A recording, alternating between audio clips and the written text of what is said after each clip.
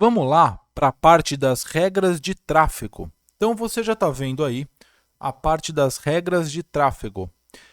E aqui é onde tudo acontece.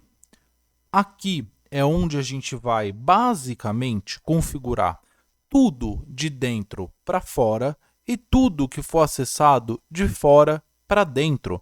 Eu vou te mostrar aqui nesse vídeo como você vai fazer essas configurações tanto de NAT quanto de MAP, de dentro para fora, de fora para dentro. Eu vou te mostrar aqui como você vai tirar, né, todos os filtros de um servidor para de repente ele poder acessar qualquer coisa para fora. Eu vou te mostrar como você vai fazer bloqueio de Instagram, de Facebook. Isso de forma que você não tenha que habilitar a descriptografia HTTPS. Então, aqui é onde toda a magia acontece, tá? É onde todas as regras de tráfego, como o nome já diz, vão ser configuradas. Então, vamos supor que eu tenho duas redes que eu quero que se acessem, ou duas redes que eu quero que uma não tenha acesso à outra. É tudo feito nessa parte aqui, certo? Então, o que a gente tem aqui de início? A gente tem servidor de VPN que está desabilitado, servidor de web que está desabilitado, acesso à internet, NAT, que está habilitada. Repara que do lado de cada nome, de cada caixinha, você tem uma área que você consegue clicar ou desclicar. Olha lá, ó. Posso desclicar ou posso clicar. Isso é o que vai habilitar ou desabilitar a regra. Importante dizer que a regra só funciona se isso estiver habilitado e o firewall só lê de cima para baixo. Então, se eu tenho uma regra em cima de bloqueio e uma regra embaixo de liberação, ele vai sempre ler de cima para baixo e vai deixar bloqueado a regra e a de baixo não vai funcionar. Certo? Estamos falando para regras da mesma origem ou do mesmo destino. Então, se eu tenho uma pessoa liberando tudo e a mesma pessoa bloqueando tudo na parte de cima, uma regra de cima bloqueando tudo e a de baixo liberando tudo, ele vai ler de cima para baixo e vai só deixar tudo bloqueado. Estamos entendidos até aqui? Então, essa é a regra universal e básica de basicamente todos os firewalls, né? Mas eu vou colocar como a regra universal do Query. Toda leitura é feita de cima para baixo. Então, beleza. Vamos lá. Vamos começar do mais trivial possível. Aqui, eu vou conseguir liberar os acessos, bloquear os acessos, permitir acessos a outras máquinas, de repente permitir acesso à porta do RDP para alguma máquina específica. Então, eu vou começar dando a demonstração, né, do que faz cada regra aqui para você entender. Eu tenho, começando aqui, a coluna nome, origem, destino, serviço, versão do IP, ação, tradução e puxando para cá. Utilização pela última vez, tempo válido, e se eu clicar com o botão direito aqui em cima e adicionar essa outra coluna, eu tenho a coluna inspetor. Repara que está todo mundo como padrão aqui. Esse aqui é o famoso inspetor de protocolo. Daqui a pouco a gente vai falar sobre eles. Sobre ele, né? Vamos lá. O que essa primeira regra aqui me faz? Nome. O nome tanto faz o nome que esteja aqui. É um nome só para você se entender nas regras. Origem. A origem é a origem do seu tráfego. Da onde ele vai vir? Então ele vai vir do firewall, ele vai vir de um endereço específico que eu posso colocar aqui, ele vai vir de um grupo de endereços IPs que eu já criei antes. O grupo de endereço IP está aqui embaixo, já vou mostrar para vocês. Esse tráfego vai vir de uma interface, seja ela interface internet ou interface LAN. Esse tráfego vai vir da VPN, e aí da VPN eu posso colocar dos clientes ou de algum túnel específico. Esse tráfego vai vir de qualquer usuário autenticado ou de um usuário específico. Então, tudo isso eu tenho como colocar aqui da onde vai vir esse tráfego. Então, se esse tráfego vai vir do firewall, de um usuário, de um IP, aqui do endereço, eu posso colocar um IP WAN específico. Então, 177.70.650. Pode ser. Então, tudo que vier desse endereço específico, eu vou tratar ele aqui para frente. Então, Das regras de tráfego, né? A origem se trata de onde vem. O destino é para onde vai. E repara que ele vai abrir exatamente o mesmo layout. Porque para onde vai pode ser a mesma coisa. Eu posso ir para o Fire, eu posso ir para o endereço específico, eu posso ir para um grupo, eu posso ir para interface, posso ir para VPN, eu posso ir para qualquer usuário autenticado, ou eu posso ir para um usuário específico que esteja autenticado. E aqui na frente o serviço. No caso, eu tenho o serviço do IPsec Services e do Quero VPN. Posso adicionar ou remover o serviço conforme eu queira. Então, se eu clico aqui, eu adiciono, dou um OK, ele vai ficar como qualquer. Ou eu posso adicionar um serviço que já vem pré-determinado aqui. Então, um serviço, sei lá, do ICQ, nem existe mais, mas vamos usar ele. Ou eu posso adicionar uma porta, tanto TCP quanto UDP, tá? Eu quero a porta 5080 TCP. Beleza, já está aí também. E ele vai ficar registrado aqui. Eu tenho a versão do IP, IPv4 ou IPv6, a gente na maioria das vezes deixa qualquer. Aqui eu tenho a ação que eu quero que essa regra tome, então eu posso permitir, rejeitar ou largar. Permitir, ele vai passar o tráfego. Rejeitar, ele vai avisar para quem está pedindo esse tráfego que ele não deixou. E largar, ele simplesmente não vai dar aviso nenhum e só vai interromper, só vai dropar o pacote da onde está vindo. Certo? Sempre que você tiver conexões de fora para dentro, eu indico deixar como largar. Por quê? O drop, ele sinaliza, né, para onde está vindo a origem dessa conexão, que ali existe um firewall, ali existe algum tipo de bloqueio. O largar não, ele simplesmente dropa e pronto. A pessoa que enviou, né, ou o sistema que enviou, ele simplesmente vai ficar perdido dentro do limbo, vamos dizer assim. Então não vai ter informação nenhuma. E isso para a gente de segurança é sempre melhor que não tenha informação que ali conste alguma coisa, porque pela lógica, aonde consta alguma coisa, né, vale a pena você continuar investindo para quebrar uma segurança ou alguma coisa. Então a gente sempre prefere deixar como largar do que o rejeitar. Aqui eu consigo gerar gráfico, né, desse tráfego de internet. O registro de pacotes, ele vai registrar o pacote lá nos logs de registro, né? Lá nos logs ele vai registrar o pacote referente a essa porta, tá? E basicamente é isso. E em tradução, eu tenho a área mais importante, vamos dizer assim, das regras. Por quê? Aqui que está o coração do que vai acontecer, tá? Fabio, como assim aqui que está o coração do que vai acontecer? Sim, porque aqui a gente pode habilitar tanto o NAT de origem, que é o de dentro para fora, e aqui eu já vou te explicar como é que vai funcionar. Vamos supor que eu vou habilitar uma conexão de dentro para fora. Então, ou da minha máquina para um servidor na nuvem, da minha máquina para um site, da minha máquina para um servidor de e-mail, ou de um usuário específico para um servidor de e-mail, ou de uma impressora para um servidor que faz contagem de papel. Tudo isso é de dentro para fora, tá? E o que seria de fora para dentro? De fora para dentro, que é o NAT de destino ou MAP, que é essa opção de baixo, é quando você tem um servidor registrado na nuvem. Então você precisa atrelar aquele IP externo ao servidor que está dentro da sua rede.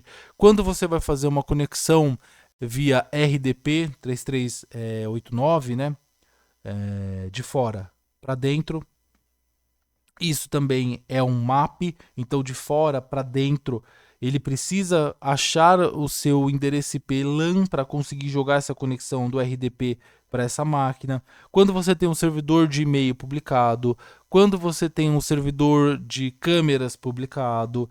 Então tudo isso que vai vir da internet para sua máquina, tudo isso é de fora para dentro, ou NAT de destino ou MAP. Certo? Então, dito isso, a gente já pode começar aqui com algumas orientações, tá? Vamos supor que eu vou habilitar um NAT de origem, de dentro para fora. Habilitei e aqui eu tenho algumas opções.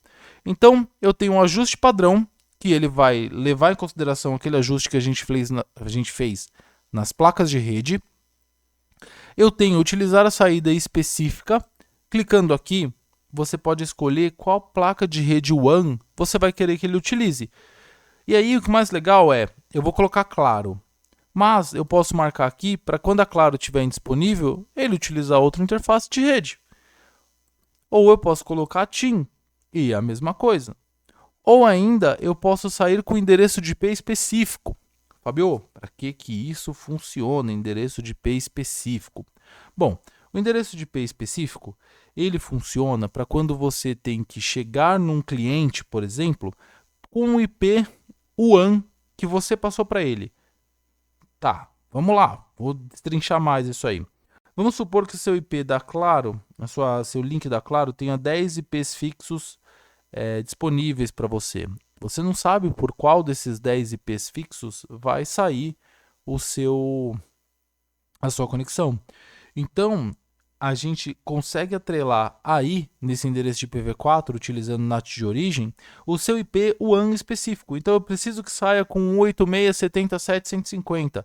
A gente consegue fazer sair exatamente com esse endereço de IP específico daquela placa de rede. Certo? E aí embaixo você tem, aliás, e aqui voltando no ajuste padrão, você tem dois ajustes padrões, né? Você tem um balanceamento de carga por host e o balanceamento de carga por conexão. O balanceamento de carga por host, ele vai sempre verificar o host e a quantidade de carga que tem em cada link e vai atrelar o host naquele link específico, tá? Então, o host do Fábio acabou de subir, o link da Claro está mais vazio, está com menos tráfego, ele vai jogar o host para lá. E a conexão, efetuar o balanceamento de carga por conexão, ele melhora o desempenho, porém, a cada conexão que você fechar, ele vai te jogar para um link ou para o outro. E existem alguns sites, por exemplo, os do banco ou da Receita Federal, ou algum site que você precisa de um token ou de um usuário e senha, que ele sempre determina que você acesse pelo mesmo link, pelo mesmo número de IP. E aí, se você troca no meio de algum processo, ele simplesmente vai te derrubar. Então, isso não é legal. Então, geralmente, a gente deixa sempre em balanceamento de carga por host, tem a melhor compatibilidade. Certo? Certo. Então, vamos lá agora para baixo para a NAT de destino. NAT de destino. Habilitamos. Traduzir para o seguinte host IPv4. Aqui é onde a gente vai traduzir de fora para dentro. Então, vamos supor que eu tenha algum tráfego que eu queira que chegue na máquina 192.168.0.100. Aqui, tudo que vier de fora para dentro vai bater nessa máquina. Se você ainda não entendeu exatamente, eu vou fazer um exemplo tanto de dentro para fora quanto de fora para dentro. Em breve, já vou fazer esse exemplo e aí vai ficar mais fácil para você. Também temos aqui o converter porta bem como. Para que isso serve? Basicamente, você registra uma porta na internet, vamos supor a 4090, e você quer que a 4090 altere para 4095. E aí, quando alguém acessar nessa regra específica 4090, ele vai jogar para o 0100 na 4095. Então, com isso, você consegue mascarar a porta que você vai utilizar para fazer alguma determinada conexão. Então, vamos supor aqui, ó, eu vou pegar o serviço, eu vou dar os exemplos agora, que eu acho que vai ficar um pouquinho mais claro. Vamos lá, vou adicionar uma regra aqui. Geralmente eu não uso o wizard, tá? Eu dou um concluir e venho aqui, ó, onde a regra acabou de ser criada. Eu vou colocar aqui um acesso de dentro para fora. Então, o nome vai ser servidores. Beleza? Qual que vai ser a origem? A origem pode ser de um grupo de endereço IP que eu criei. Então, vamos lá. Vou lá criar um grupo de endereço IP.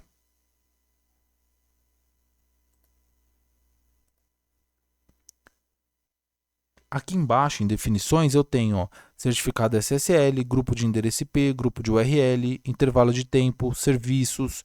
Aqui no caso a gente vai usar o grupo de endereço IP. Vou adicionar, vai se chamar servidores.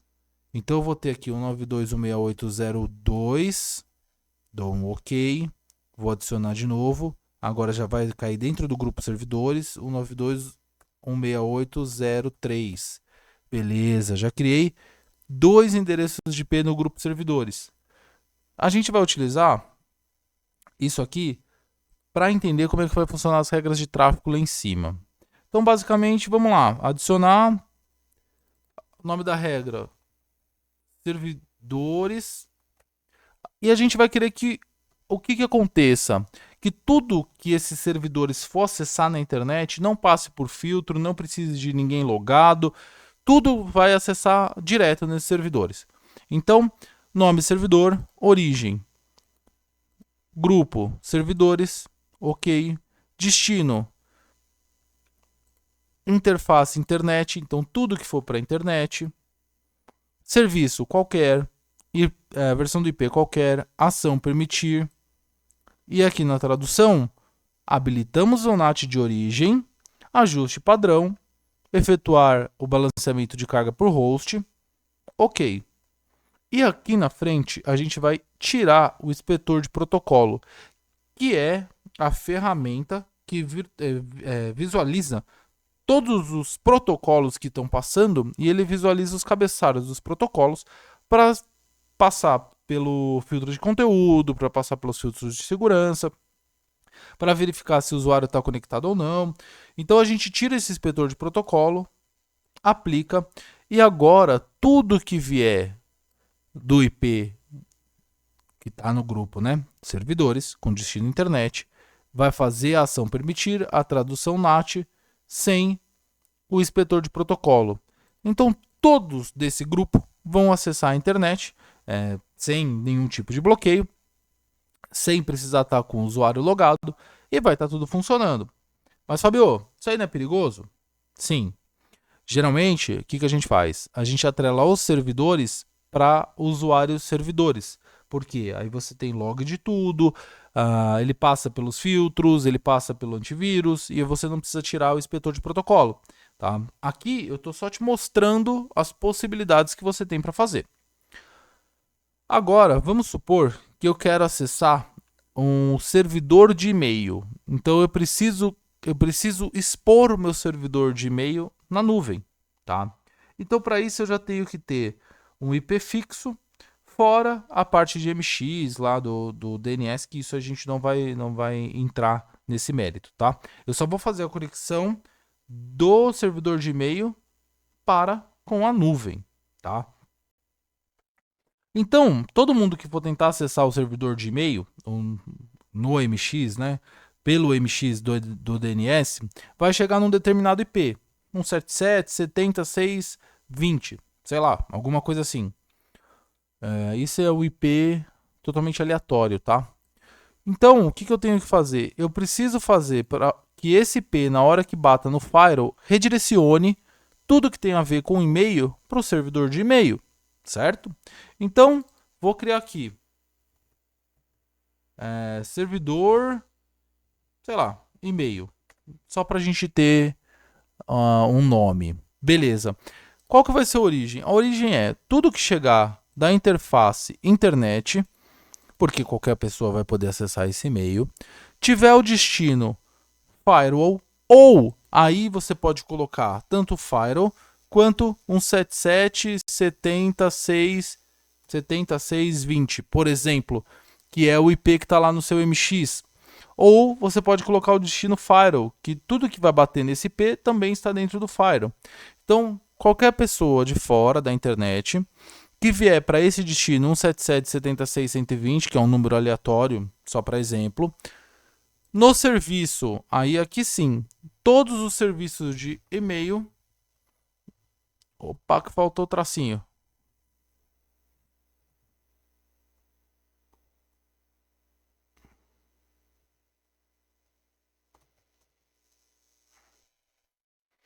Aqui tá como Carrier Connect Services, que se você reparar, são os serviços de e-mail, ó.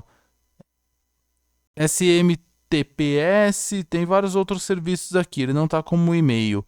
Mas Carrier Connect Service é o nosso servidor de e-mail, né? O servidor de e-mail da GFI, que é o Connect. Então, ok.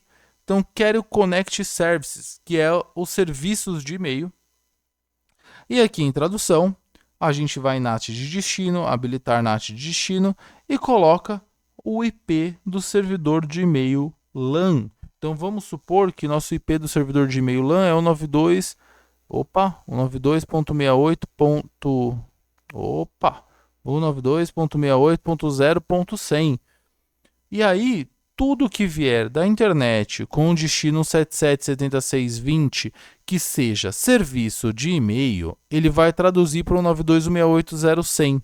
Isso significa que SMTP, POP3, IMAP, tudo que chegar no firewall com esses protocolos, ele vai redirecionar para o servidor de e-mail corretamente, tá? Então aqui eu te dei o exemplo do que vai acontecer para servidor de e-mail ou o que vai acontecer de repente para servidor de dentro para fora, de fora para dentro. E aqui você vai conseguindo trabalhar justamente isso. Então, quero que as pessoas conectem de dentro para fora sem passar pelos filtros. Ou quero ter acesso de fora para dentro para um servidor de e-mail. Aqui eu posso te dar outro exemplo também. Vamos supor que esse servidor aqui não seja um servidor de e-mail. Eu quero fazer um acesso via RDP. Serviço RDP. Então, se vier da internet para bater nesse endereço IP com o serviço RDP, ele vai traduzir para o 0100, tá? Ah, Fábio, mas eu não me sinto à vontade de deixar o serviço RDP aqui. Eu queria traduzir para uma outra porta. Então, vamos lá. Serviços RDP. O serviço RDP é na 3389, que é a porta, certo? Certo. O que a gente faz? Vamos lá, regra de tráfego. Eu vou deixar a porta aqui 10, 50, 60. Eu acho que está muito grande, né? Não dá. 10, 506. Beleza, essa dá. Ok. E aí eu vou traduzir, converter porta para 3389. Aí, ó, como é que vai ficar aqui na frente?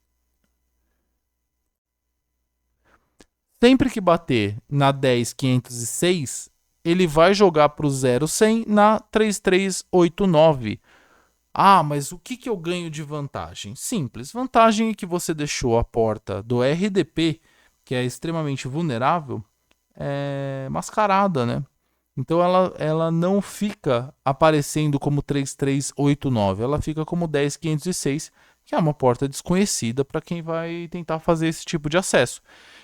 Logo, transforma-se numa segurança maior você deixar essa porta mascarada do que deixar ela aberta na 3389 para qualquer pessoa que tentar fazer um brute force, por exemplo, né? Então é mais ou menos isso. Aqui nas regras de tráfego a gente tem mais ou menos essas questões de dentro para fora, de fora para dentro. Fabio, tem mais alguma outra coisa que eu consiga fazer aqui? Sim, tem. Eu consigo fazer redirecionamento de tráfego de VPN alterando o IP.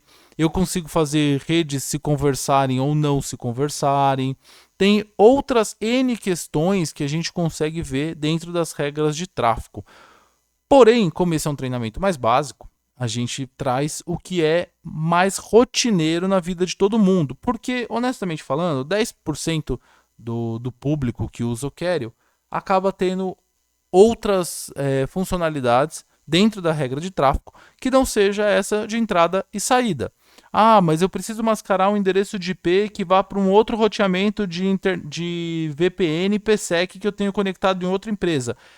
Percebe como é uma coisa um pouquinho mais específica? A gente tem, mas acaba sendo um pouquinho mais específico do que o de dentro para fora ou de fora para dentro, certo? O que você precisa entender é, quando você tem um map de destino, que é um NAT de destino, o famoso map, é tudo que vem de fora para dentro. Então, se eu venho de fora, eu preciso escolher qual origem, qual destino, qual serviço e qual que é a tradução, tá? E aí a gente tem a primeira regra lá como servidor de e-mail. Se for de fora, de dentro para fora, mesmo esquema. E a gente tem o NAT de destino, que é de dentro para fora. Acredito que as regras de tráfego elas sejam mais ou menos isso. E aí qualquer dúvida, a gente também está 100% à disposição. Certo?